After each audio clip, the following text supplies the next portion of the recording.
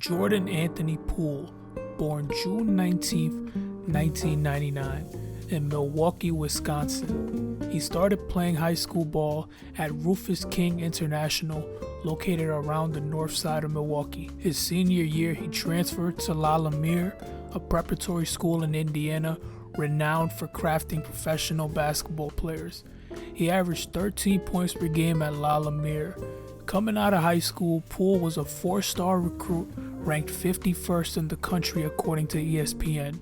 Hosting offers from D1 schools such as Auburn and Memphis, amongst others. Poole would commit to the University of Michigan. His first year as a Wolverine, he didn't get a lot of PT. His log sheet was devoid of a start his entire freshman year, but his role would significantly upgrade his sophomore year with the exit of leading scorer Moritz Wagner, who's currently playing for the Orlando Magic. Averaging 13 a game, he declared for the draft after finishing his second campaign at Ann Arbor.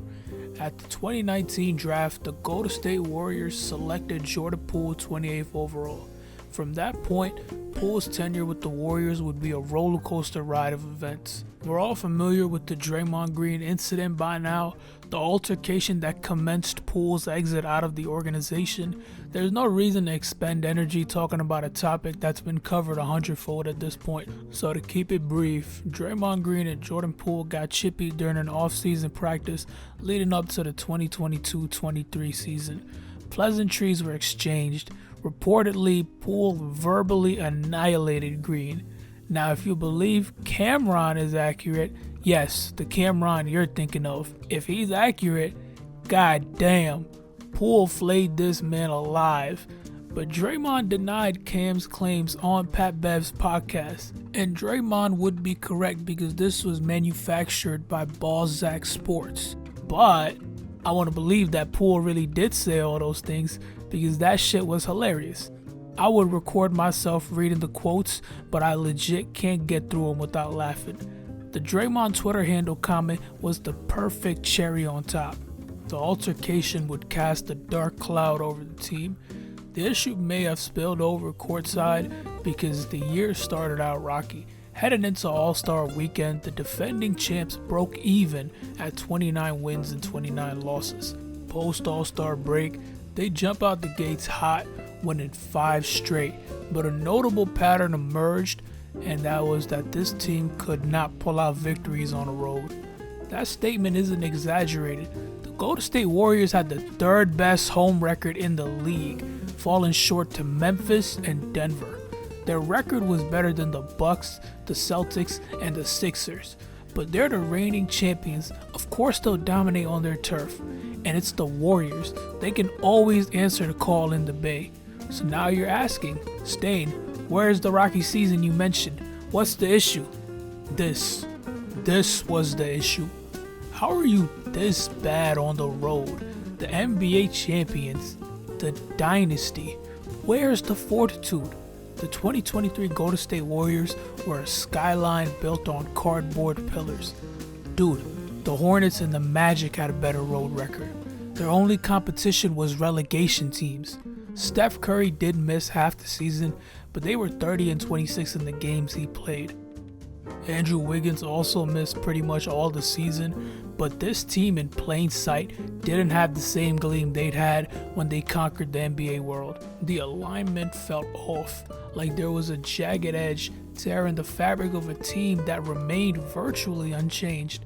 Besides the departure of Gary Payton II and the subsequent reacquisition of Gary Payton II occurring in that same season, there's those that believe the Warriors were bound to decline because of their aging core, plus the improvement of the Western Conference as a whole. But there's opposers who believe Draymond Green's rumble in the dungeon was the catalyst behind their disappointing season. Coach Kerr would be one of these opposers. There's no hiding from it. The incident with Draymond and Jordan at the beginning of the year played a role. Anytime some trust is lost, then it makes the process much more difficult, and there was some trust lost. That's as blunt as I can be. These were the coach's words during his exit presser. These things don't simply disappear, even if it appears so on the surface, because underneath every sentence uttered in a professional, diverting manner, is the ugly, burrowed animosity both men felt towards each other.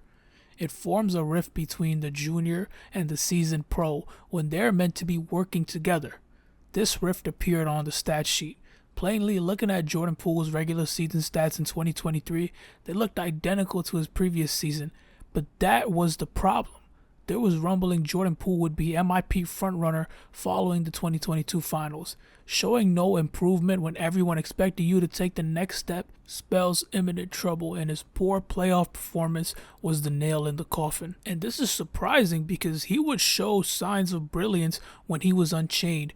There was a point where he had averaged 28 when Steph wasn't playing, but he couldn't perform any of that magic playing under the Splash Brothers. Behind Curry and Thompson, Poole was a caged bird. Poole's always been a firecracker. He came out of Michigan titled a prospect who could transform his game into that of a high-volume scorer. But he would struggle initially at the professional level, that was certain. Playing in Golden State of all places put his every move under a microscope. He didn't get the privilege to make a mistake, where on another team he'd be free of his restraints and evolve his game. Because he was on the Warriors, that was not the case. Poole spent his first 2 years playing low minutes on the main roster and spending time in the G League. His third year would mark his jump into the Warriors nucleus because his 2021-2022 campaign would be a major stimulant during the Warriors championship run. Putting up 18 a night and doing so for 76 nights out of the year made him an anchor for the troop. And come playoffs, he transformed to another level. In the first playoff series of his young career, Poole averaged 21 points per game and 5.5 assists per game across 5 games in the Warriors' commanding triumph against the Jokic-led Nuggets. And he was the pendulum for Golden State in the finals when they needed a momentum shift. His superb half-court shots changed the trajectory of those games. Without Poole, the Golden State Warriors don't hoist a Larry O'Brien. The Phoenix Suns have allowed destiny to escape their grasp since their resurgence.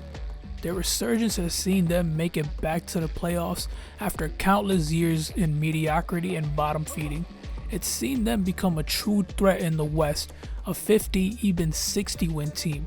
They made it to the finals 2 years ago. Their crown prince Devin Booker was homegrown, and as the leader of the Valley, he has become the benchmark 2 guard of the NBA.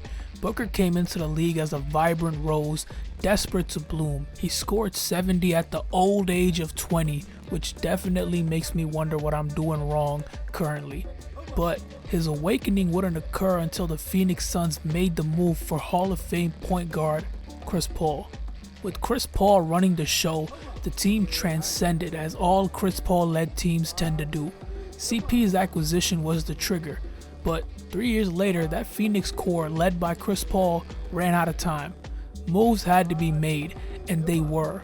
The Suns traded Mikal Bridges and Cam Johnson at light speed because the Slim Reaper Kevin Durant was available.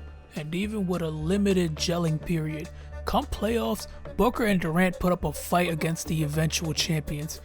But it was evident this roster needed a touch-up, and when there's a situation where you can acquire a 99th percentile scorer and also offload your aged, injury-prone point guard who is devouring your cap space, you gotta make that move.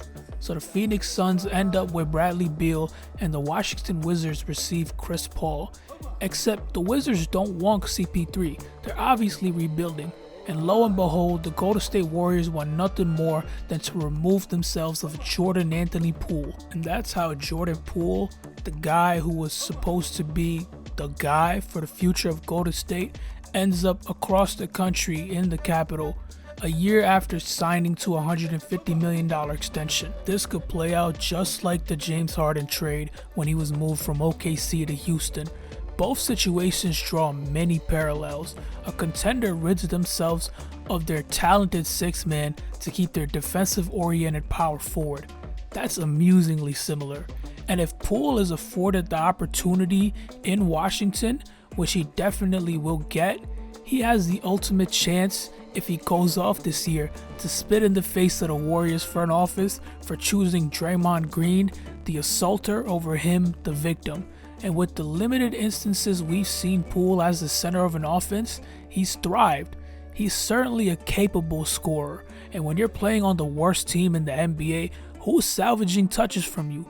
Kuzma? He wants nothing more than to dodge out of town. Kyle Kuzma sees no future where he's still in the Wizards uniform. 2024 will be the Jordan Poole experience, a showcase centering around the young, immensely gifted hooper who deserves to move on from all that occurred in Golden State and deserves an opportunity to headline the show. If you read the writing on the wall, Jordan Poole is a headliner, but only time will tell. Thanks for watching.